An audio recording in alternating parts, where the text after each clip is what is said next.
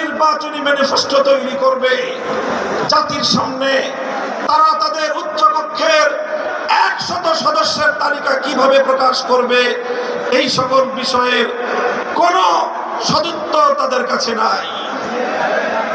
যারা জুলাই সনদের গণভোট জাতীয় সংসদ নির্বাচনের আগে অনুষ্ঠানের ক্ষেত্রে বিরোধিতা করছেন, আমরা তাদের সমস্যার কথা জানতে চাই। কোনো যুক্তি নাই, কোনো যুক্তি নাই। তারা জুলাই সনদের বাস্তবায়নকে ঠেকিয়ে দিয়ে বাংলাদেশে আবার ফ্যাসিবাদ কায়েম করবার ষড়যন্ত্র করছে। পরিষ্কার ঘোষণা করি, রক্ত দিয়ে যেই ফ্যাসিবাদ বিদায় করেছি, প্রয়োজনে আবার রক্তের সাগর প্রবাহিত হবে, বাংলার মাটিতে ফ্যাসিবাদ ফিরে আসবে।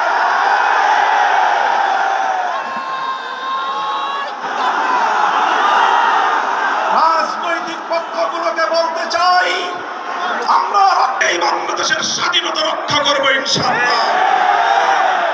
সংগ্রামী সাথী ও বন্ধুগণ, জুলাই বিপ্লবের আমার সকল সহযোদ্ধাদেরকে আমি বলতে চাই, রাজনৈতিক মতবিরোধ থাকতে পারে, নির্বাচন নিয়ে মতপার্থক্য থাকতে পারে, আপনারা যার যার নির্বাচন করবেন সেটা পরের কথা।